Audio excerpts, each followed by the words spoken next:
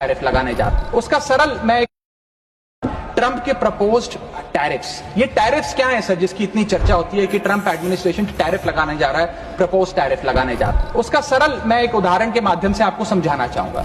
मान लीजिए अमेरिका में बैठा एक बायर हिंदुस्तान के एक मैन्युफैक्चरर से एक शर्ट खरीदता है 100 रुपए की, लेकिन अगर ये अमेरिका की नई हुकूमत ट्रंप एडमिनिस्ट्रेशन 20% का टैरिफ शर्ट्स पर लगा दे, एपरल्स पर लगा दे, तो वो 100 रुपए की शर्ट अमेरिका के बायर को 100 रुपए की नहीं 120 रुपए की पड़ेगी। तो वो अमेरिका का बायर हिंदुस्तान से 120 रुपए की शर्ट खरीदने की बजाय 108 रुपए की, 105 रुपए की, 104 रुपए की वियतनाम, फिलीपींस और बांग्लादेश जैसे देशों से खरीदेगा।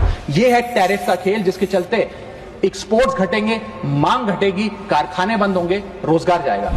भारत 245 बिलियन डॉलर का सालाना आईटी एक्सपोर्ट करता है, इसका 80% export United states of America को होता है। सबसे बड़ा प्रहार आईटी एक्सपोर्ट्स पे होगा।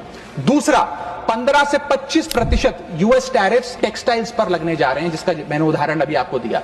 सोर्सिंग और बाइंग हिंदुस्तान से बंद हो जाएगी और करीब करीब एस्टिमेट्स बताते हैं 2 मिलियन जॉब्स भारत की टेक्सटाइल और गारमेंट इंडस्ट्री की बंद हो जाएगी। सर, इसके साथ साथ propose tariffs on Indian pharmaceuticals Donald Trump administration लगाने जा रही है। आज जितने भी pharmaceutical products, generic drugs, generic दवाइयां भारत यूएस को एक्सपोर्ट करता है, उन सब पर यह इंपोर्ट ड्यूटी लग जाएगी। मैं आपको बताना चाहूंगा 40% यूएसए की जितनी खपत है उसके 40% जेनरिक दवाइयां और ड्रग्स भारत सप्लाई करता है। तो इतना बड़ा प्रहार भारत की इंडियन फार्मा इंडस्ट्री पे होने जा रहा है, जिसके चलते रेवेन्यू लॉसेस और जॉब लॉसेस होने जा रहे हैं। तीसरा point, proposed 25% US tariff on Indian auto companies, जिसके चलते $14 बिलियन का ट्रेड इंपैक्ट होने जा रहा है। और इसके चलते भारत में मैन्युफैक्चर हो रही ऑटोमोबाइल्स की डिमांड घटेगी, एक्सपोर्ट घटेगा, कारखाने बंद हो गए और 10 लाख से ज्यादा लोगों की नौकरियां जा सकती हैं। सर,